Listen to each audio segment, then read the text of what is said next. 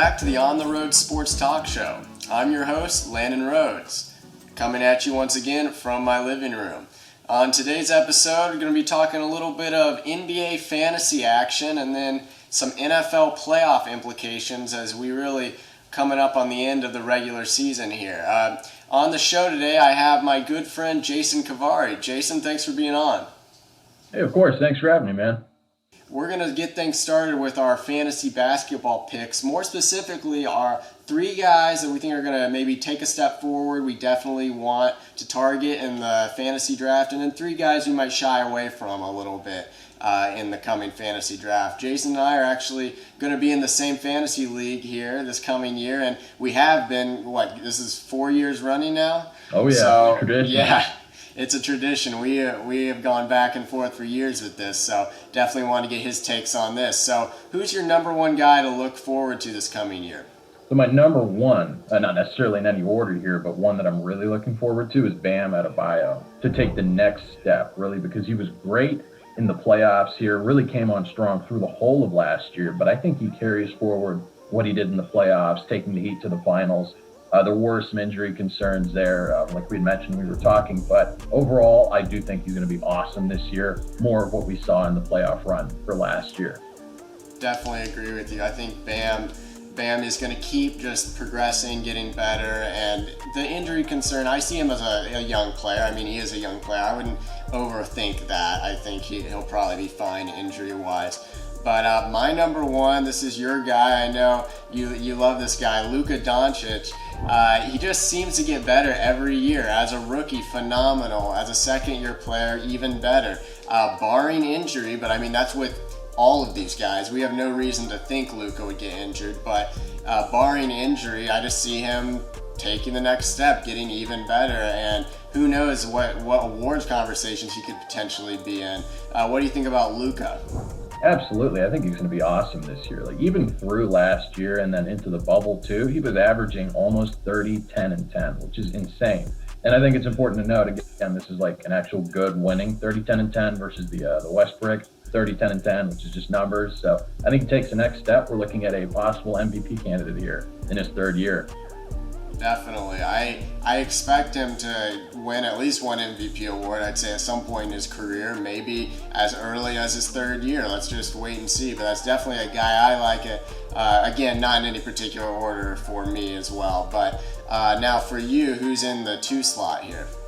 So in my 2 slot, I would say Jayson Tatum, because I think obviously he was great last year. He's going to be great again this year. It's not like that much changed for him, but it's really the makeup of the team that changed. It's going to give him more opportunities. Last year, there was kind of a trade-off between him and Gordon Hayward. They play the same position. They take touches away from each other. When one would be out, the other would step up big. So now with Hayward gone to Charlotte on that ridiculous contract, I think Jayson Tatum's going to step up and really fully realize his potential for what he could do. Yeah, I agree with you. The Celtics offense, I just think, had way too many mouths to feed last year. It's great to have talent all over your team, but I think in some ways that talent worked against themselves a little bit just because the rotations I just don't think were right with the Celtics last year. And actually, I'm going to touch on that a little bit later. You'll see what I have to say about a Celtics player later on, but I definitely agree with you. Look for Tatum this coming year to be a force for sure. My number 2 is I'm going to go with a sleeper guy here, not like a big name yet. We'll see where his career takes him, but a little under the radar. Michael Porter Jr. from the Nuggets. In the bubble last year, he was the legitimate third scoring option for the Nuggets behind Jamal Murray and Nikola Jokic. And I look for him to continue off that. Grant is gone as well from the Nuggets. He signed elsewhere in free agency. So I'm looking for Michael Porter Jr. in a later round because, as we both know, the sleepers can really make the big difference for a fantasy team. Absolutely. It was similar to a pick that you made last year, actually taking Brandon Ingram lower, which, was huge for you that year because he really outperformed his draft position. And that's what you're looking for. That's what wins you leagues, when you draft guys that outperform their draft position. So if you're drafting him low, I think it's absolutely possible he plays well enough to completely justify taking him at that spot. And he could be really, really helpful to anybody who drafts him at that point. Definitely. If I see him on the board late, I think I'm going to take that pick. But now you know. I hope I'm not giving away too much here. But I guess you got to give me a little info back here. Who's your third guy here? So my next one I would say is Jamal Murray with the Nuggets. And I do say that because he's fully come on consistently now. Again, consistency is key with him. I'd always kind of wondered about him. I wasn't sure because some nights he would be huge, other nights he just looked terrible. Inconsistency was the thing with him up until this point. In the bubble, he went off. I think he carries that into next year. I think he'd be an awesome pick. And I'm going to have to completely agree with you because Jamal Murray was my third guy as well. I think him and Jokic have always been a great duo, pick and roll partners.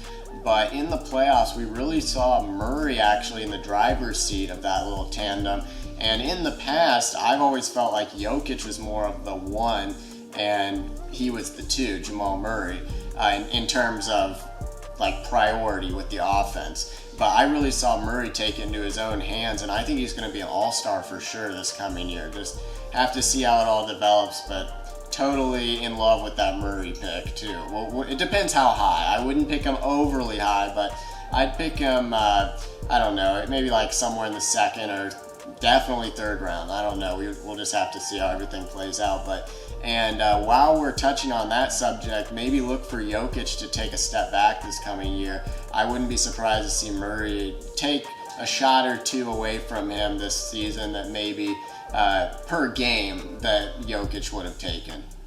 Absolutely, yeah. Jokic is actually ranked second in their ESPN pre-rankings for where to draft, and I think that's too high. Honestly, I do 100% agree with you. I think he's going to lose just a little bit of production, and that's not going to be enough to draft him second or really even top 3, 4. Outside of that is fine, but I wouldn't be drafting him up there. Yep, totally agree on that. And that's going to conclude the players that we are keeping our eyes on that we want to take. Let's go now to the players that maybe want to shy away from a little bit. And since you started the last one, I'll start this one. My number one, this might raise some eyebrows, but Anthony Davis. And I know everyone's like, Anthony Davis, are you kidding me? The Lakers coming off a championship. Davis was huge in the playoffs. Well, here's the thing. Davis was also in a contract year last year. He had all the reasons in the world to just go out there every night. And he didn't go out there every night. He had some injuries. But when he could, he went out there and gave it his all. Now, it paid off. He signed a 5-year, $190 million contract. So now, in my opinion, he doesn't have as much reason to be on the floor all the time. He could take some more rest games because, the Lakers are going to be thinking about this long term about in the playoffs. They want a completely rested and healthy Davis. And this is coming from a guy who had Kawhi Leonard the year he was on the Raptors in fantasy. So I know about, rest days and whatnot. And I feel like Anthony Davis is a guy that could rest a lot more this year than he did last year. Absolutely. It's not one on my list, but I agree with you there. It's really big in fantasy to have the consistency night in, night out with the way this is set up because you want those points coming in. And if you have a guy who's constantly sitting, you're losing from a guy who's maybe a little worse on a night-to-night basis, but he's always going to be there. So I would stay away from Anthony Davis too. I agree. It's just too much to risk those nights that he's going to be sitting out and you're losing out all those points that you could get. Absolutely. You just need points every night. So those rest days, they add up. By the end of the season, I don't even want to know how many rest days Kawhi had that one season. Probably a ridiculous amount. It would pain me to look at. But who is your number one to maybe avoid? My number one is Kemba Walker. And it's getting interesting too because we're kind of in the midst of all these reports coming out about his knee issues, which we're just figuring out now. This was the issue with him in the bubble, the playoffs, why he was looking bad, why he was looking off, not his usual all-star self. He's got some serious chronic knee issues, and this is going to continue into this year too. There's no real set timetable. It's very murky right now. I would stay away. I don't think I would even touch him at any point, unless he falls really far, but that's a huge injury question that I'd be watching for. I completely agree. I'm just going to go ahead and say Kemba Walker was my number 2, actually, to stay away from. He's out until January, first of all. So that's one thing. It puts your team at an automatic disadvantage to take players that are going to be out till some point in the season. And sometimes it's in your best interest. For instance, I had Oladipo last year, but I was able to stash him on the IR for a very long time. So sometimes it can work out. But with someone like Kemba, who it's worth mentioning I also had on my fantasy team last year, he wasn't even that good when he played, to be honest. He had a few games where he really was nice, but like it's the Celtics. Once again, they have too many mouths to feed, and I'm gonna, aside from Jayson Tatum and maybe Jaylen Brown, I honestly think I'm gonna steer clear of the Celtics as much as I can in general. Absolutely agreed. I mean, those are the two guys that are big, consistent performers. And again, like you mentioned, when these guys fall, again, it's all about the value relative to the position that you draft them. So it's great if he falls to the later rounds and you can make something of it because he's going to play better than the guys that you draft on average at that position. But where he's going now, I think he's ranked in like the 4th, 5th, 6th rounds. No, don't touch him there. Yeah, definitely agree. Who is your number 2? So my number 2, another guard, similar injury issues, not necessarily like into this year he's healthy, but Kyrie Irving over the last several years has constantly been hit by some sort of injury. And you got to wonder, I mean, these pile up, he's not getting any younger. So I don't know, this could be another year where he misses a chunk due to injury, or he might be resting a bit. We don't know with Kyrie Irving. And this isn't to mention all the other things that could be going on behind the scenes that might cause him to miss some time, like who knows. So Kyrie Irving, again, another question mark, inconsistency, stay away from him as early as he's going. So this is interesting because Kyrie was my number 3. So we have extremely similar lists here for who to avoid. But my reasoning was similar. He's not getting any younger. He couldn't really avoid injuries even when he was younger. So I don't see how he's going to avoid injuries now that he's older. The Nets are pretty deep, so they could potentially give him some rest, but that's not going to help you from a fantasy perspective. I mean, obviously you don't want him injured, but if he's taking constant rest days, I mean, that's an issue in itself as well. Also worth mentioning, there are going to be some people in fantasy this year that are going to draft him, and their line of reasoning here is going to be he was outstanding when he did play. And I'll give them that. He put up some great fantasy numbers early last season. But here's the thing, that was without KD. He kind of had to do everything. Now that KD is in the offense, I don't think he's going to put up numbers like that even when he is healthy. So I see his numbers even when healthy. Hypothetically, he could be healthy the whole year, but I don't see him putting up those types of numbers the whole year. Absolutely, and like you mentioned too, the depth is a great point. If ever there's anything going on, they can afford to rest him because they have another 25 5-5 guy, Spencer Dinwiddie, that nobody likes to talk about. That's another great one to draft low.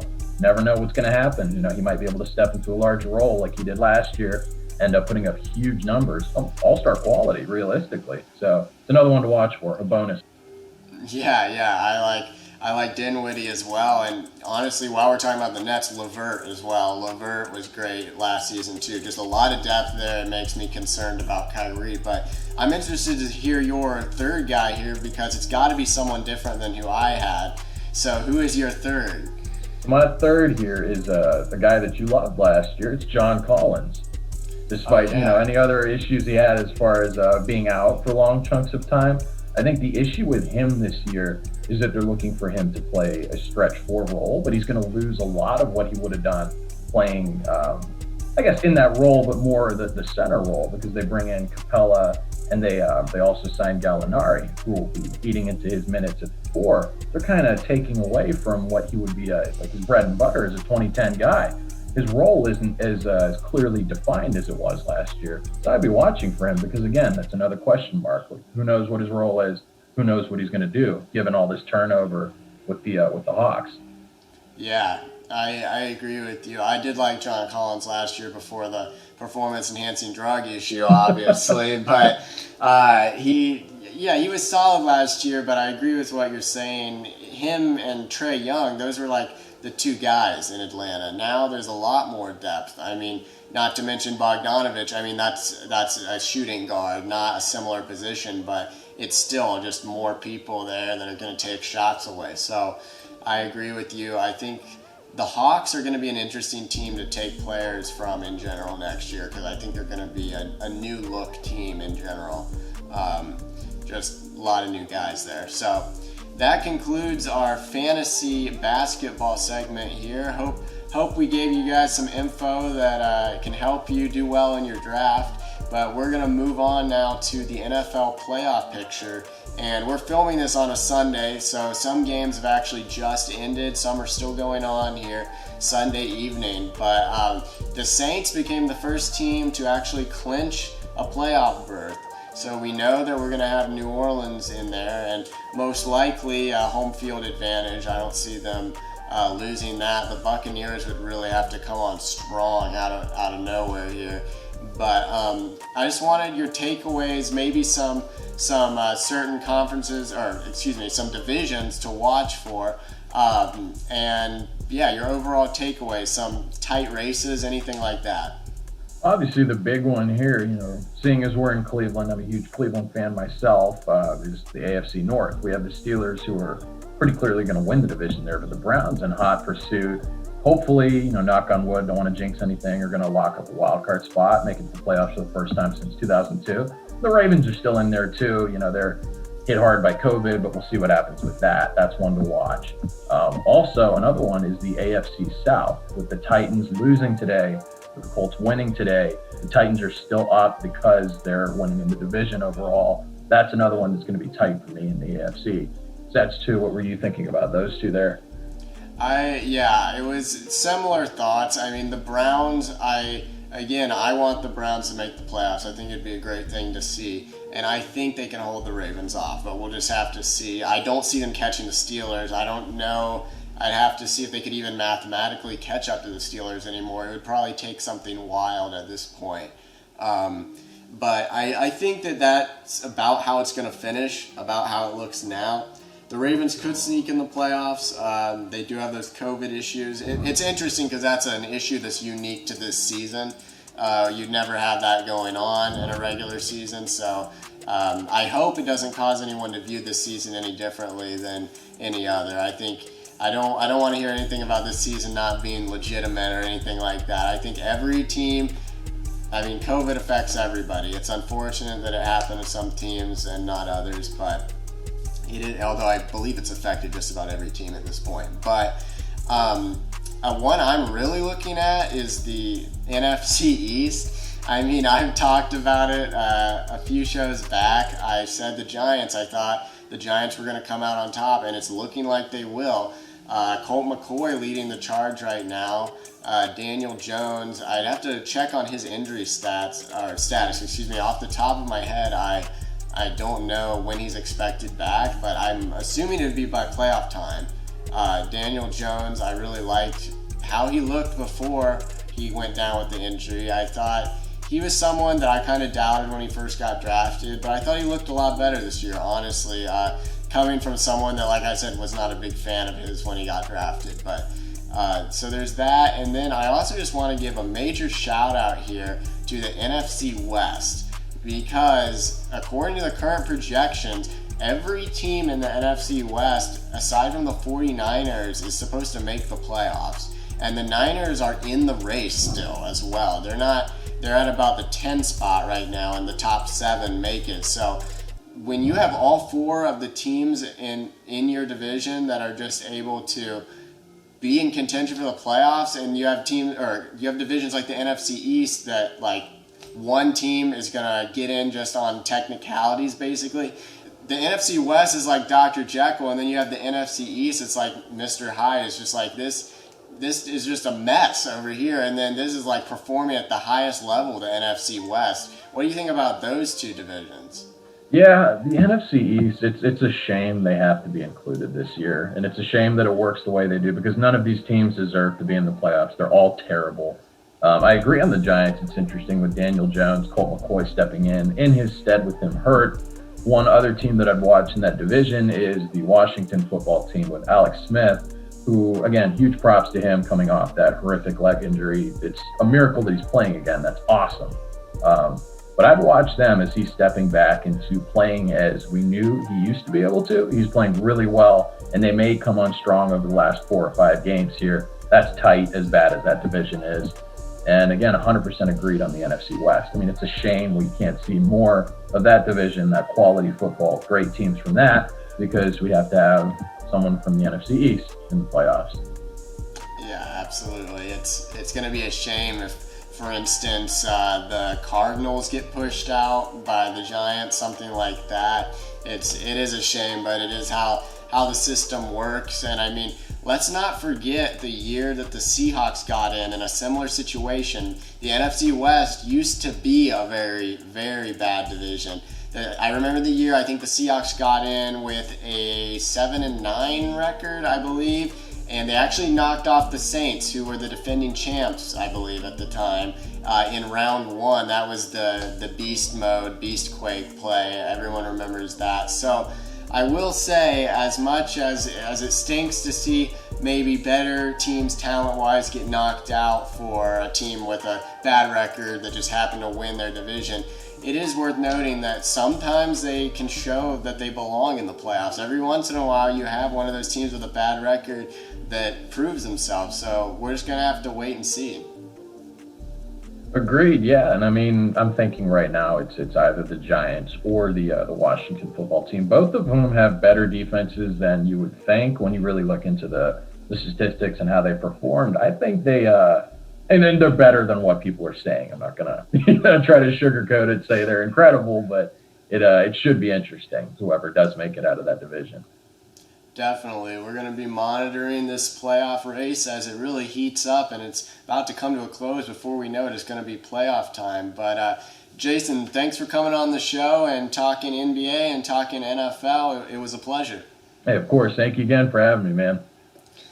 And catch us next episode where we're going to be talking about NFL playoffs, going to be looking at NBA draft, maybe discussing what I ended up doing with my draft. Maybe we'll have Jason back on to discuss what he drafted and see what we think about this coming season for NBA and how we think the NFL playoffs are going to shake up. So thank you, as always, for tuning in to the On The Rhoad Sports Talk Show, and I can't wait to bring you the next episode.